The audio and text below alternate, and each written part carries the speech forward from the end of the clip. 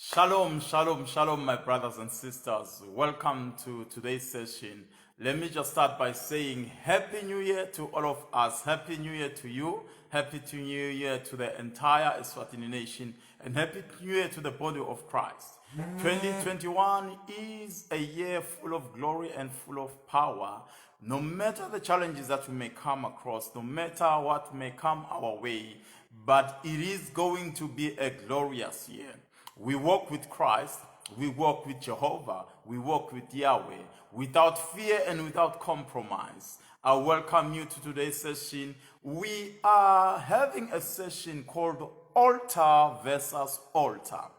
It's altar versus altar.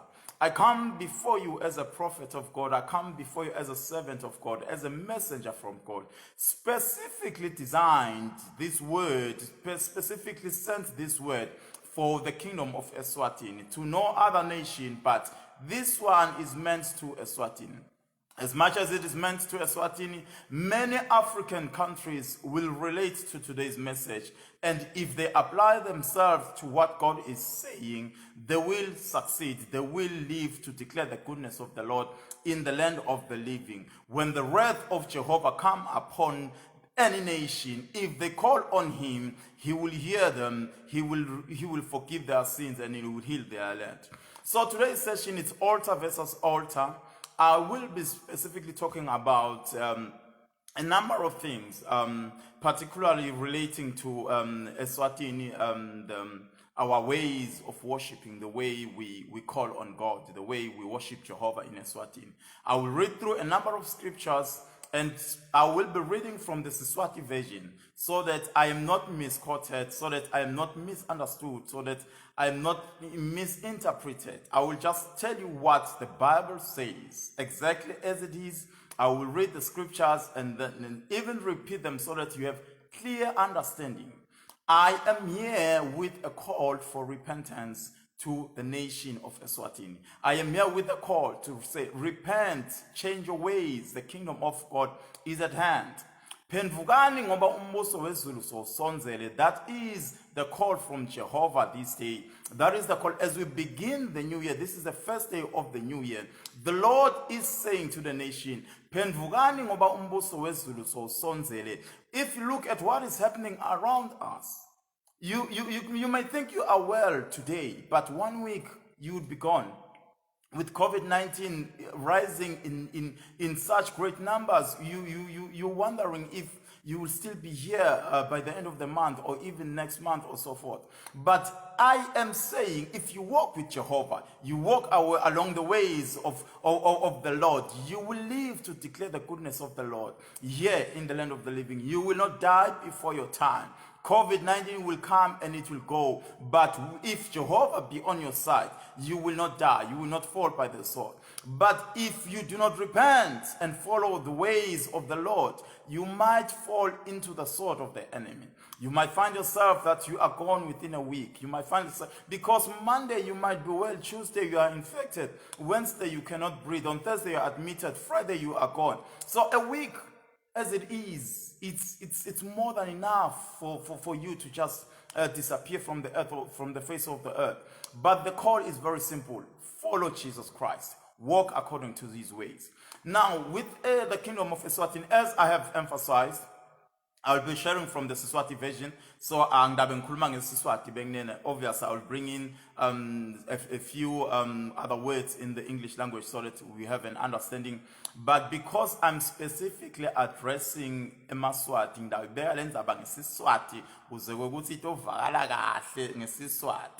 it is just a call for repentance. The first thing that I would want to address for the kingdom of Eswatini or eMaswati is in the manner in which we worship Jehovah.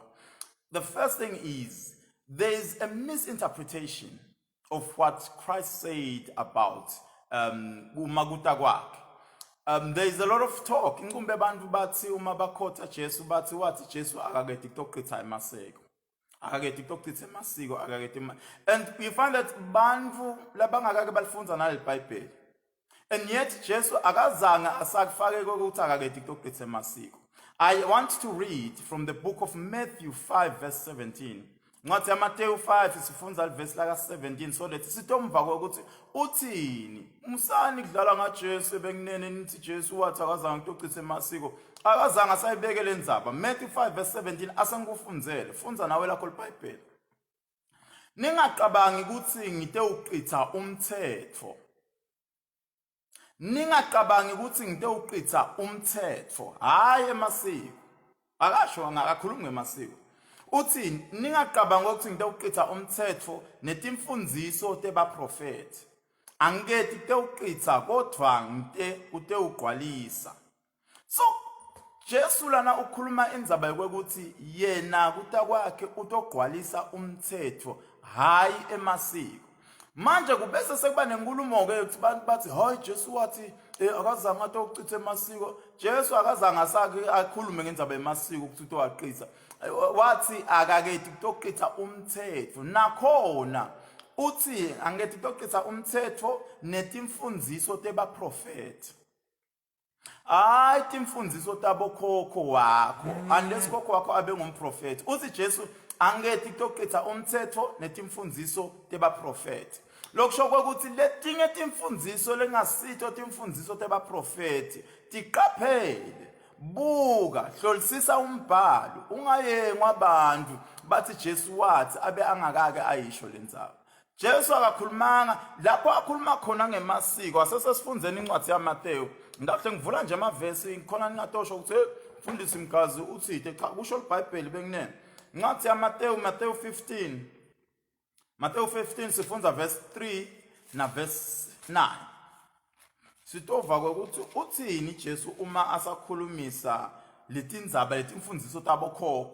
Ngoba phela abantu bathi hawu nathi sakhanza abokhokho benda njena sakhanza vele kwentiwa njena eSwatini vele sikhule kwentiwa njalo indlela yethu nine senifuna kushiya le ndlela yethu nithatha lesilungu cha. Inkosi somhlolo ithi inembono ineliphupho. Ithi ibona ukuthi abelungu baphethe indilinga nemculo. Ithi asithathe umculo sithathe live lasimakathe sithathe iBhayibheli silandzele lona. Nakuke lokusho iBhayibheli. Number 1 Jesu uthi akakethi kutochitha umthetho netimfundiso tebaprofeti. Number 2 Matthew 15 verse 3. Kepha yena waphendvula wathi nine nendiwa yini ukuthi ningawuhloniphi umthetho waNkulunkulu ngenxa yemasiko enu. Nendiwa yini ukuthi ningawuhloniphi umthetho waNkulunkulu ngenxa yemasiko enu. Uma kwathiwa livele emaswati alikhethe umqulu iBhayibheli lokusho ukuthi kumele silandzele umthetho waNkulunkulu leli iBhayibheli. Uthi ke Jesu uyasibuta ke uthi nine niyekele kulandzela umthetho waNkulunkulu nalandzela emasiko enu. Uthi nendiwa yini kepha nendiwa yini kwekuthi ningawuhloniphi umthetho waNkulunkulu ngenxa yemasiko enu. Phendukani ngoba umbuso wezulu usonzele sife semaswati.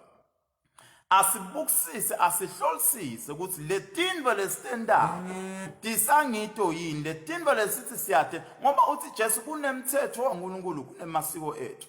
But sithi khanza sesicitha sesiyekela umthetho waNkulunkulu singawulandzeli silandzela emasiko ethu and Jesu usiqwayiswa khona. Akusho mina kusho Jesu ukhuluma encwadini yaMateyu 15 verse 3. Asese sifunze verse 9 Matthew 15 verse 9 ngoba angifuni bese sekuthiwa hey uthithe lo muntu lo. Ngaqala pha ku verse 7 ngesimabombo. Batendisi wa profeta kahle ngani Isaya nakathi. Uthi Jesu kunebantu labatendisako. Lapha ku verse 7 uthi ni batendisi niyatendisa nenda shangathi nishumayela livangeli lengiyo kanze akusilo. Nenda ungazi uthi nihamba na Kristu Jesu kanze akusinjalo. Nenda ungazi uthi nibazalwane kanze akusiwo njalo. Uthi waprofeta kahle ngani Isaya uma athi lesive singithumisa ngetindzebe temlomo kepha inhlitiyo yaso ikhashane nami kusho inkosi. Lesive singithumisa ngetindzebe temlomo kodwa inhlitiyo yaso ikhashane nami kusho Jesu. Verse 9 uthi ke verse 9 Bangikhonda ngelite ngobe bafundzisa imithetho leshaywe bantfu bente shengatsi iphuma kimi. Lo nkulunkulu simkhonda ngendlela kukhona abantu abamkhonda ngendlela ukuthi bafundzisa imithetho leshaywe bantfu bente shengatsi kuphuma kuNkulunkulu. Bafundzise imithetho lebayibuthe emasikweni ukuthi lisiko lithi kwenziwa njena ngeSiswati bese benda ungazuthi ngumthetho lophuma kuNkulunkulu. Akusho mina kusho na Mateyu 15 verse 9 la sifunda khona. Bangikhonda ngelite ngobe bafundzisa imithetho leshaywe bantfu bende shengathi iphuma kimi. Kusho inkosi. The call is repent, for the kingdom of God is at hand. Phendvukani ngoba umbuso wezulu usonzele.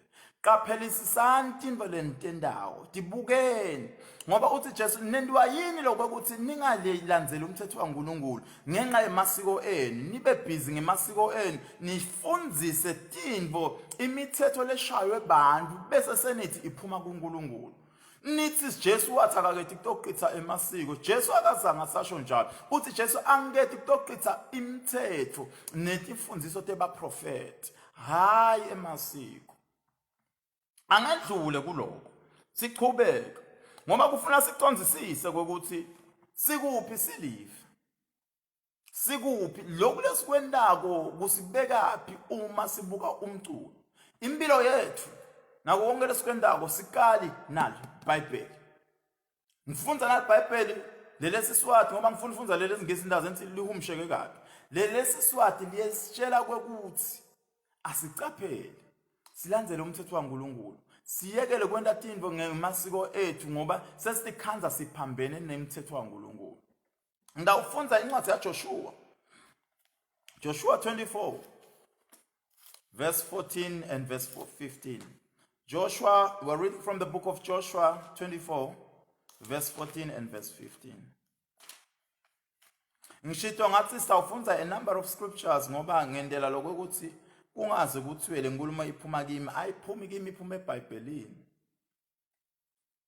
Verse 14, Joshua 24 verse 14. Ngakho ke yesabani simakathe nimkhonde ngekwethembeka konke. Balahleni bonkulunkulu bebakhondwa bokhokho benu ngesha kwemfula naseGibhithe. Khondani simakathe. Ngakho ke yesabani simakathe nimkhonde ngekwethembeka konke. Bese uthi balahleni labo nkulunkulu bebakhondwa bokhokho benu. Balahleni labo nkulunkulu bebakhondwa bokhokho benu.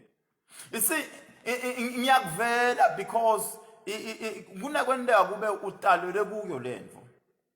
Ukhule kuyo. Watshelwa ukuthi vele indlela yentiwa kanje. NgesiSwati kwenziwa kanje. Vele kukhondwa kanje. Vele indlela yakhona nabokhokho bebenda nje. Kodwa simakade uyamemetela from the book of Joshua. Joshua 24 verse 14 uthi balahleni labo nkulunkulu bebakhondwa bokhokho benu because labo nkulunkulu bayinkinga. Balahleni, be careful. Uyadlula uthi verse 15 kodwa nangabe kukhonda simakade kubonakala kungathandzeki kini ngakho ke khethani lamhla ukuthi ndawukhonda bani. Choose today. Who do you worship? If God is God, let God be God. If you choose Baal, let Baal be your God and suffer the consequences. Khetha konke lotakhetha kunemthelela. Noma ungakhetha nabe ukhetha ukuthi Baal ngena nkulunkulu wakho, Baal kunemthelela yakho. Nami ukhetha ukuthi simakade ngena nkulunkulu wakho, kunemthelela yakho. Consequences. Every action has got consequences. Let me read verse 14. I'm reading Joshua 24 verse 15 now. Kodwa nangabe kukhonda simakade kubonakala kungathandzeki kini ngakho khethani lamhla ukuthi ndawukhonda bani. Nome bonkulunkulu labangakhondwa labe bakhondwa bokhokho benu ngesha kwemfula noma bonkulunkulu bema-Amori akule live lesenakhe kulo. Kodwa mina nendlu yami sitawukhonda simakade. It's a call to make a clear distinction. Khetha awunawubala simakatse umbale nesithixo in the same sentence and siyakhona ukuthi siyathandaza. Ngeke uthi udumisa simakatse, udumise Baal, udumise Ashira, udumise Dagon, udumise Leviathan, ubite nemadloti konke kanye kanye. Khetha, choose today. Ngubani uNkulunkulu wakho mbambamba? Ngubani uNkulunkulu wakho mbambamba? Ngoba lo wethu lesimkhonda koNkulunkulu umunye but uThixo letinzathu. Uyindvodzana, unguyise, ungumoya ongcwele. Indvodzana yise, umoya ongcwele. 1 John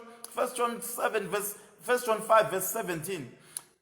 There are three that bear witness in heaven: the Father, the Son, and the Holy Spirit, and these three are one. Takuthola encwadini ya King James, the little verse there. Lo nkulunkulu lesimkhondako akabhicwa. Encwadini ya Exodus 20 verse 5 uthi, I am a jealous God. Nginkulunkulu lo nesikhwele. Ngehlisa sijeziso saboyise etitukulwaneni letilandzelako, sititukulwane sesithathu nesesine solongibajezisa ngenxa yetono taboyise. I am a jealous God. Angibhicwa. Choose today. Ngeke ubikhonde Baal, ukhonde Ashira, ukhonde Madloti, ukhonde Leviathan, ukhonde konke lo lokunye longakhona solo uphinde futhi ufake naNkulunkulu ekhathi. Asasangikhulumise nandzaba ya Leviathan ngoba maybe labanye eBaal kukhulunyelwa kakhulu tonke tinceda smart machumayela tikhuluma ngaye eBaal. Ashira sonke siyamati, Dagon sonke siyamati. Kunelihlobo lelidimoni lekuthiwa ngiLeviathan. Leviathan lotfola kokuthi emaswati lamanye atawuthi khanza akhothama kulelidimoni la Leviathan anga. Asifunzeni incwadi, the book of Psalms, Tihlabelelo 74 verse 13 and 14. Tihlabelelo Psalms 74. Everything lengikhulumako ngifuna kuyikhulumisa isuka eBhayibhelini. Angifuni bese kuthiwa ngithite mina.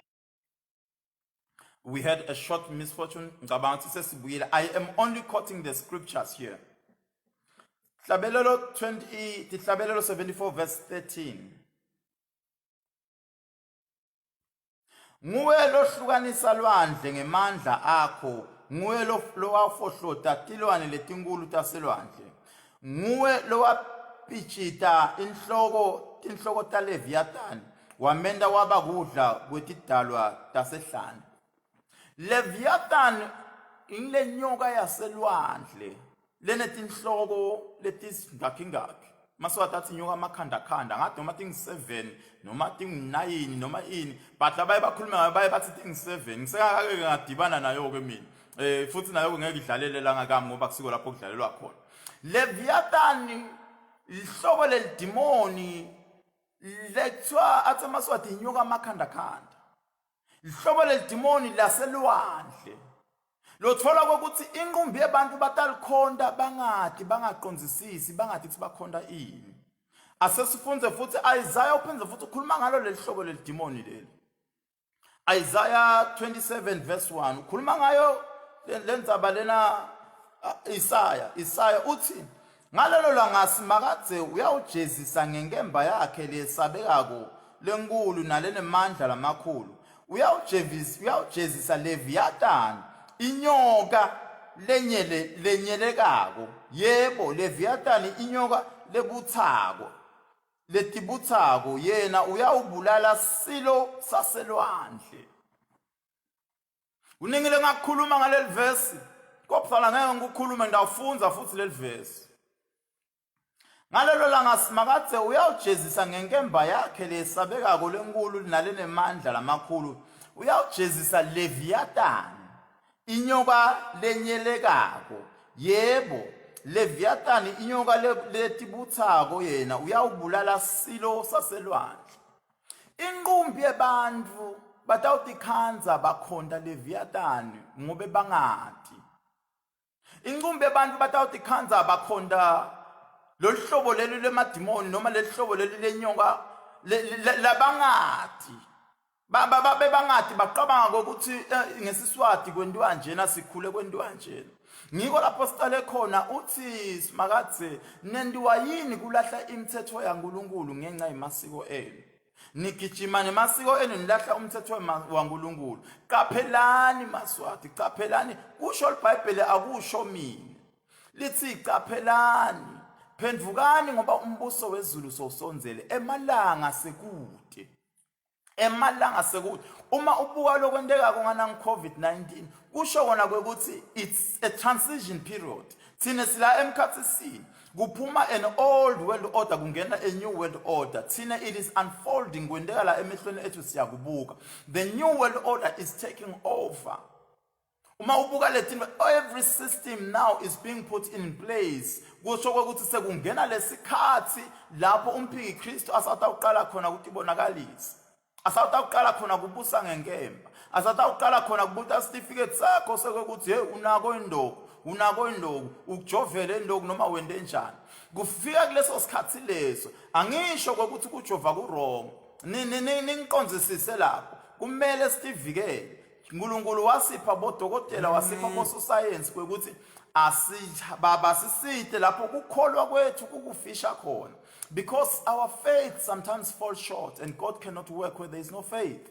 ngulapho kubese sekuthiwa ke ahamba ke nokuthemba iPanado thola na iPanado uthola umjovo wadokotela asihambeni siyithole leyo mjovo nako konke lokho but lekufude ukuqonze kukamoya ngilokho ukuthi it's a transition period kungena a new system a new world order and ezikungena lokho qaphela phendvukani ngoba umbuso wezulu sowusonzele simakadze is about to manifest the last of the days malanga ekugcina uyativumela uNkulunkulu ukuthi tenteke lento ngoba soyabona kwekuthi sekumele kwekuthi kusale kugoqodo phendvukani ngoba umbuso wezulu sowusonzele ngiyaqhubeka solo ngikhulumisa tindzaba tethu simaswati asasengithinzeke nayo lenyeke sifunze incwadi ya Leviticus ngoba sesikhulumela labo uNkulunkulu bethu incumbi lesibakhondako lekuthola ukuthi iBhayibheli lichaza kahle hle uthi mina ngiNkulunkulu lo nesikhwele ungabi nalabanye bonkulunkulu ngaphandle kwami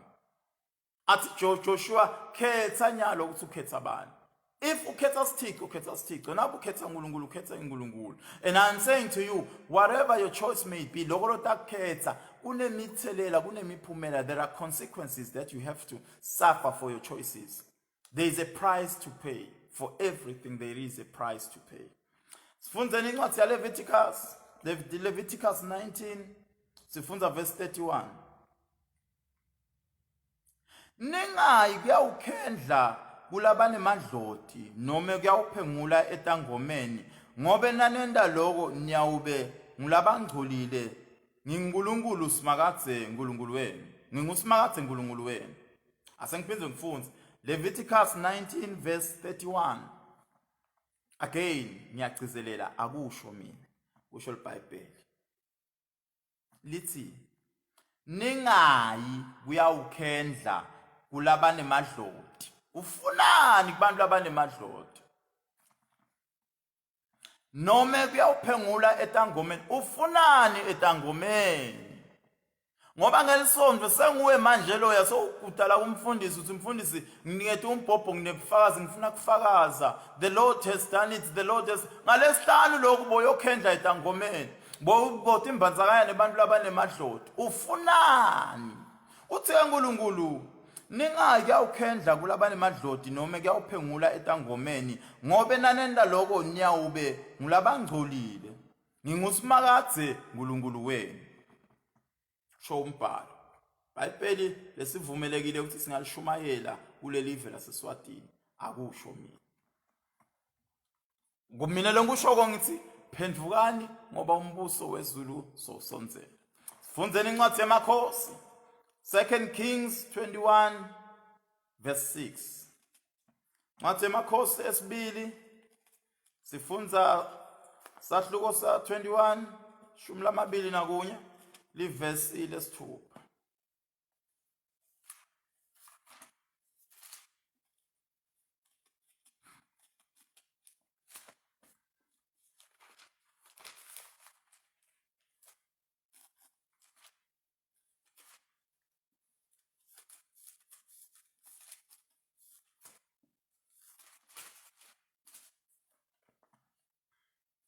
2 Kings 21 verse 6 ukhulumisa kubusa kwenkosi Manase.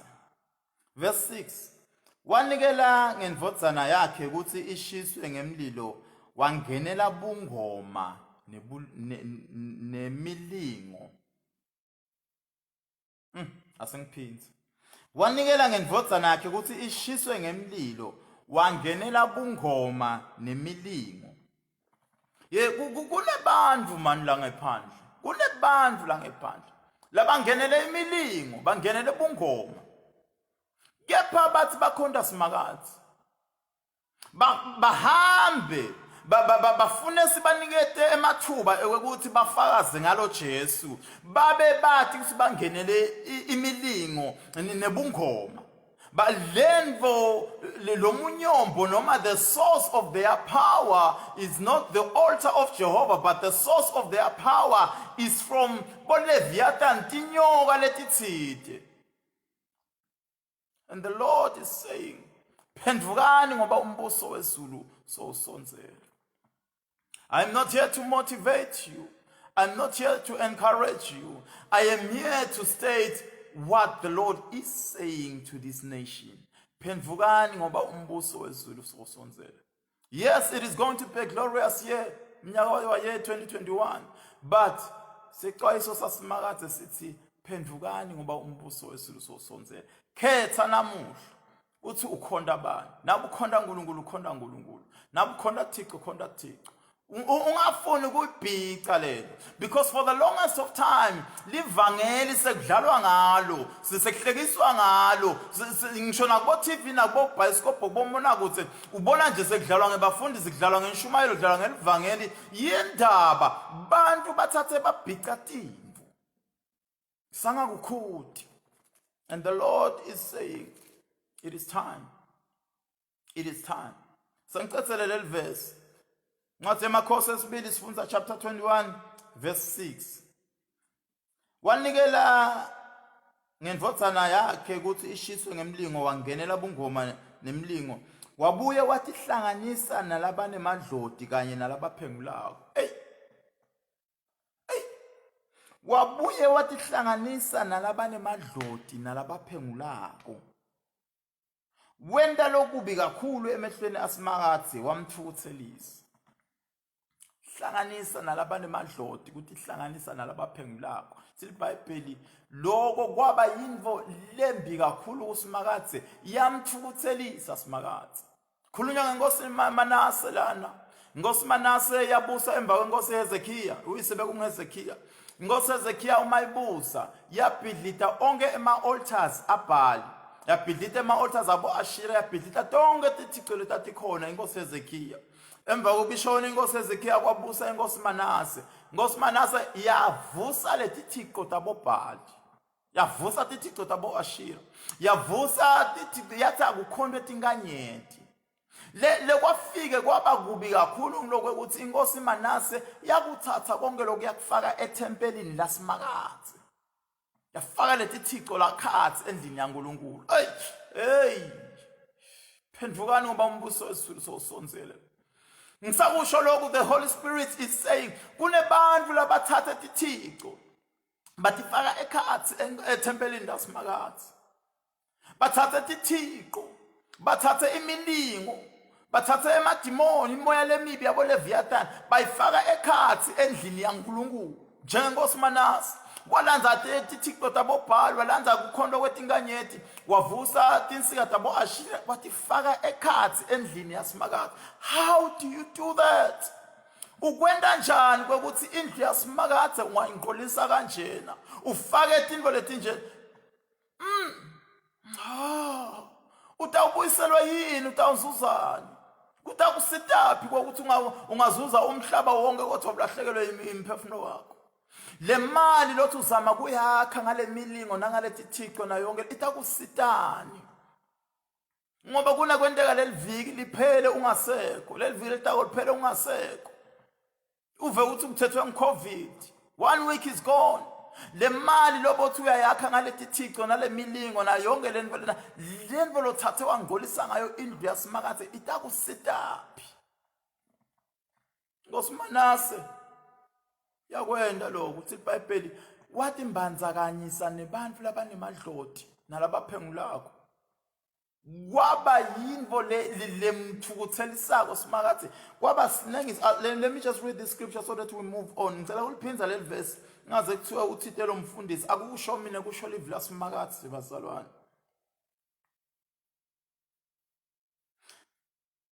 Verse 6 wabuye wathihlanganisa nalabanemadloti kanye nalabaphengulako wenda lokubi emehlweni asimakathi wamthukuthelisa.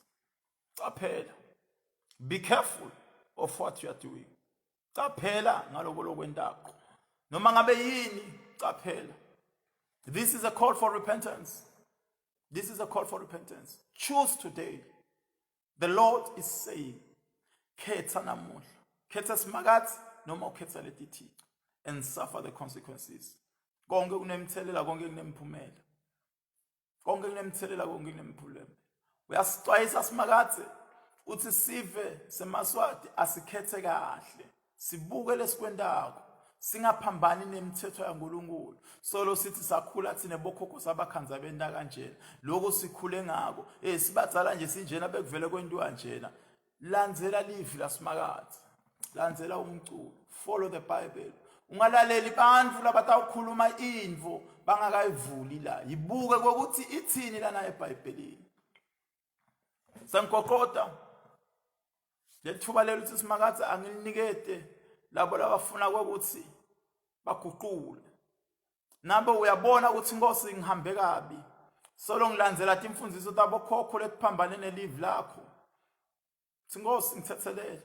I want to pray with you ngithandaze nawe lapho khona ngicela uphamise tandla, phamisele kusimakathi usho uthi Nkosi ngithethelele. Sishona ngemagama uthi Nkosi Jehova ngithethelele ekwenteni kwami nasekukhondeni kwami, ngiphambanisile tinto ngakubhika nalabanye bonkulunkulu naletinye tithixo.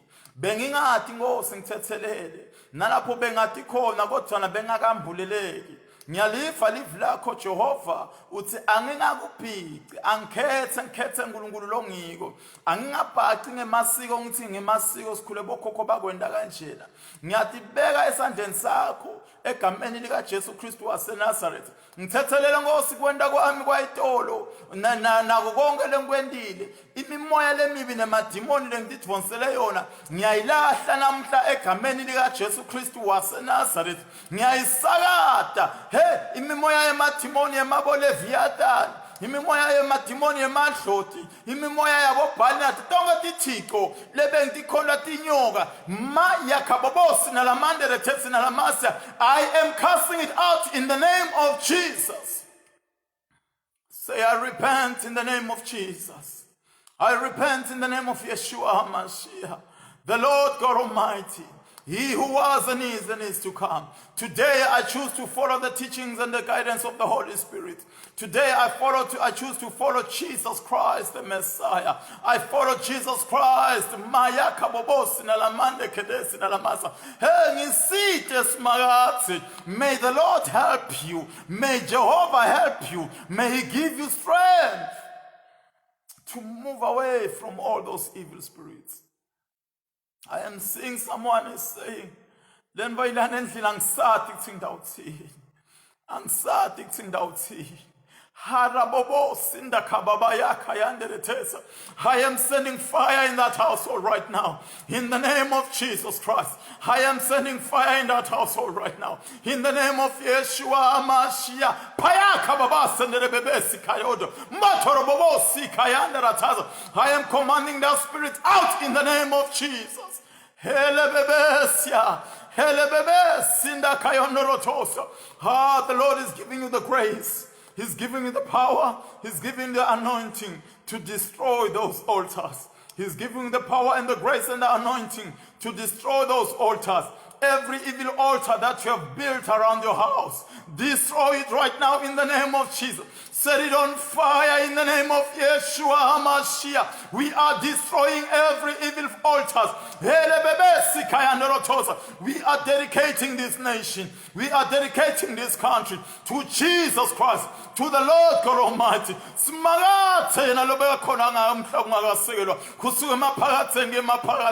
We are mando korobobos na la mama We are casting out all teachings. In the name of Jesus Christ. If you have prayed with me, Jesus loves you. You have received the Lord and Savior. So memukele simakazi lapho khona khona. Find a good church. Thola lisondvo lelingilo umelongelo takuhola to the right church and go and worship there. Angifuni ukuthi utawulandzela mina kodwa thola lisondvo lapho ungakhonda khona. If the Lord is leading you to me, that is fine. But what I'm saying is go find a good Bible-believing church so that they may teach you the ways of the Lord. I am releasing the anointing over your life. The anointing that will enable you to discern spirits. Noma ungaya kuyiphi indlu uyathi ungekungena khona uyawubese soyakhona kuhlolisisa kukamoya ukuthi lokhu kungiko noma akusiko. Do not worry. Ungesabi ukuthi mfundisi ngitawatingani ukuthi lana ngene khona yini. Once you are there, the moment they start speaking, the moment baqala kushumayela, malonke luyakutshela iqiniso ukuthi kungiko noma akusiko. I am releasing that grace, I'm releasing that anointing, that you may discern every spirit that comes your way, that you may discern every spirit that you come across in the name of Jesus Christ. The Lord is with you. I am covering you with the blood of Jesus. God bless you. Have a prosperous and a successful new year. Have a prosperous and a successful year 2021. It is our year of glory. It is our year of power. The hand of the Lord is upon us mightily. Yes, darkness will be there. Yes, COVID-19, we are entering into our toughest season yet. What we have seen in the year 2020 on COVID-19 is nothing compared to now. Let's start January. January is our toughest period as yet.